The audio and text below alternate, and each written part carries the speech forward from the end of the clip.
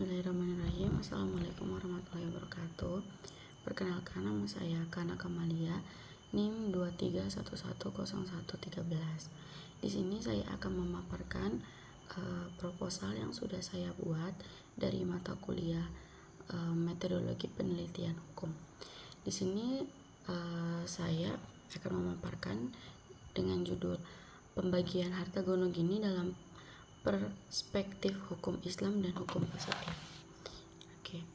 Nah, pendahuluan di sini harta gonogini adalah harta bersama yang diperoleh dari hasil pernikahan. Dalam hukum Islam, harta bersama dibagi berdasarkan kontribusi dan kesepakatan suami dan istri. Sedangkan hukum positif Indonesia mengatur pembagian secara adil setelah perceraian. Meski begitu, masih sering terjadi perbedaan penafsiran dan praktik pembagian harta gonogini di pengadilan.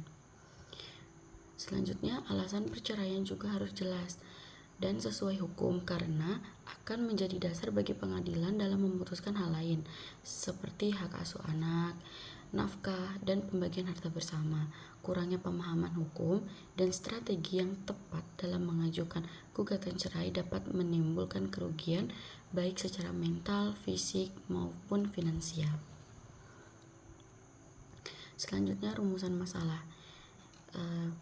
Yang pertama, rumusan masalahnya di sini ada pembagian konsep harta gonogini dalam hukum Islam.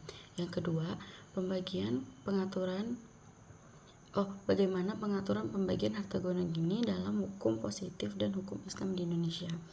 Dan yang ketiga, ada pembagian penerapan harta bersama dalam praktik peradilan agama di Indonesia.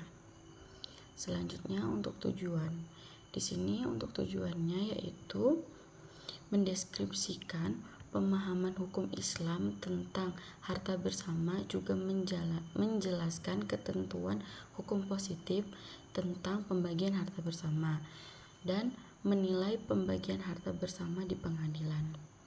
Selanjutnya yaitu manfaat penelitian. Nah, penelitian ini diharapkan bisa menambah khazanah ilmu hukum Islam dan hukum positif. Nah, sedangkan secara praktis bisa memberikan pemahaman bagi masyarakat dan praktisi hukum. Baik, selanjutnya studi terdahulunya di sini saya memakai 5 skripsi terdahulu, yaitu yang pertama dari analisis pembagian harta bersama atau harta gonogini akibat perceraian menurut hukum Islam dan Undang-Undang Nomor 1 Tahun 1974 yang disusun oleh Syahdina Regita dari Fakultas Syariah pada tahun 2023.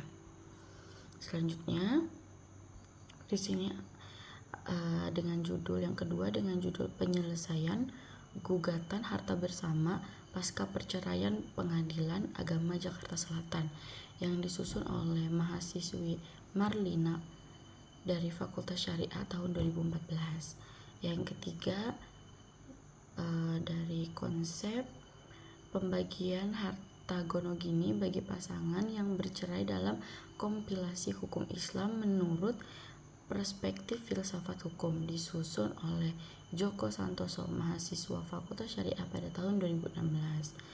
Dan keempat, dengan judul perjanjian pranikah dan implikasinya pada pembagian harta gonogini, perspektif hukum positif dan hukum Islam, yang disusun oleh Muhammad Naim, mahasiswa Fakultas Syariah 2023. Selanjutnya, analisis putusan hakim dalam harta bersama menurut keadilan distributif dan hukum Islam. Studi kasus putusan Pengadilan Tinggi Agama Semarang perkara nomor 174 PDG _2022 PAT Semarang yang disusun oleh Cut Intan, mahasiswi Fakultas Syariah 2023. Nah, selanjutnya metode penelitian. Penelitian ini menggunakan metode kualitatif dengan cara menganalisa dengan menggunakan penafsiran hukum dan argumentasi rasional.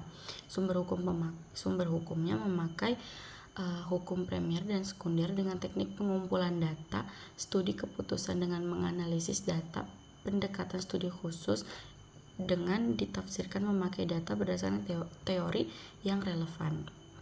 Selanjutnya, kerangka pemikiran. Di sini ada 5. Yang pertama, konsep harta bersama, yaitu harta gonogini. Yang kedua, landasan normatif dalam hukum Islam. Yang ketiga, landasan normatif dalam hukum positif di Indonesia. Yang keempat, perbandingan prinsip hukum Islam dan hukum positif. Yang keempat, arah teoritisnya. Nah, selanjutnya sistematika penulisan. Di sini saya menyusun ada 5 bab. Yang pertama itu bab pertama yaitu pendahuluan. Yang bab kedua yaitu tinjauan umum tentang harta gonogini. Yang ketiga, pembagian harta gonogini dalam perspektif hukum Islam dan pandangan ulama terhadap harta gonogini atau harta bersama. Nah, yang ke bab keempat yaitu pembagian sama rata harta bersama dalam praktik di pengadilan agama dan pengadilan negeri. Dan yang bab dan yang bab kelima yaitu bab terakhir ada penutup dan kesimpulan. Mungkin cukup sekian dari saya, kurang lebihnya saya mohon maaf. Jika ada kurang-kurangnya mungkin itu kesalahan dari saya. Wassalamualaikum warahmatullahi wabarakatuh.